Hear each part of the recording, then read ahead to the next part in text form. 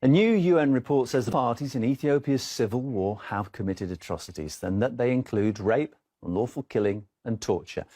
The ruthless conflicts being waged by the Tigray People's Liberation Front and the Ethiopian government. RT correspondent Paula Sleer travelled to the country and met some of the victims. I'm 135 kilometers from the capital city of Addis Ababa in a city called Debre Birhan. Now, this is the first city when you're traveling from the capital where you get a sense of the impact of the fighting over the past few weeks and the past few days. And that is because victims, rape victims, people who were stabbed or shot, soldiers, people who witnessed the brutality of the TPLF, the Tigray People's Liberation Party, and their supporters have been brought here, largely because the hospitals in the areas that were under fighting were completely destroyed. So this is the main hospital here. We're going to try and get in and see if we can talk to some of the victims and to some of the doctors about what is happening and what they've witnessed so far. About 25 women were admitted in our hospital, and the majority of women were treated and discharged home with better improvement. And the remaining 10 are admitted here. Still we can visit them. And one of the clients is 80 years old, woman. Yeah, 80. And she was raped?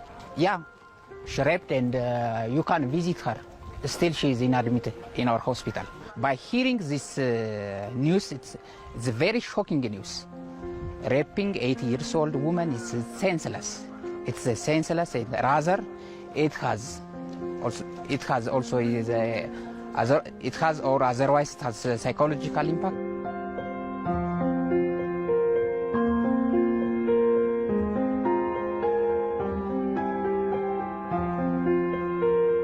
Can you ask them if they're okay to talk to us? Yeah, yes, they are volunteer. They're okay? Yeah. They're okay? Yes, yes.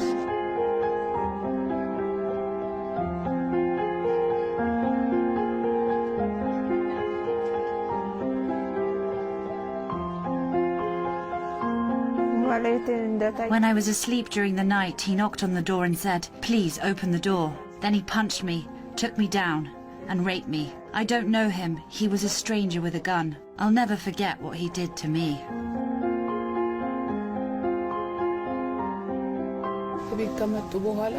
They came to my home accusing me of being the wife of one of their enemies. I denied it, but they just burst into my home, tied me up, and then 4 of them raped me. I was in the 5th month of my pregnancy, and I lost the baby. I'm not sure if I'll ever be fine again.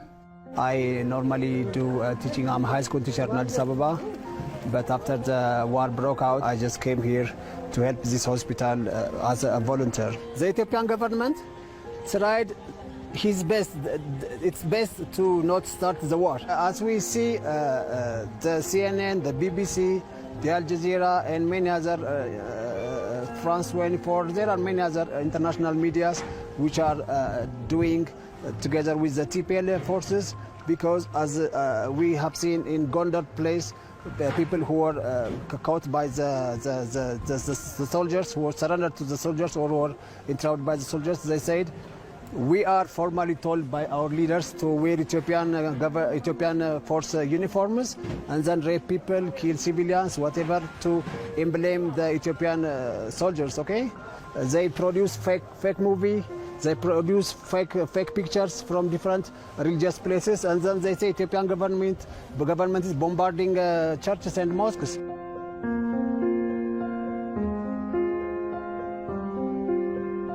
Well, now we're going to go to a nearby town where actually most of the rape victims come from. After hearing their harrowing stories, we now go and see the actual damage that was left behind.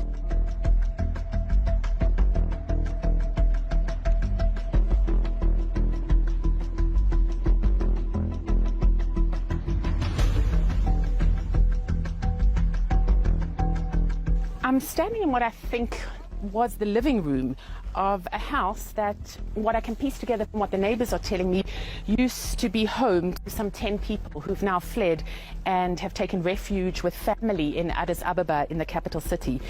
I'm in the town of Ataya, and the Tigray People's Liberation Front and their allies came here at least 8 times. So that's 8 different occasions, and the last time they stayed for 18 days. So as you can see, they've completely destroyed homes like this. I mean, there's absolutely nothing left. So not only did they loot the home, but they also burnt it when they left. And not only are people still afraid to come back, but there's really not much to come back to. I mean, if you look here, even the window frames, absolutely everything has been taken. Everything.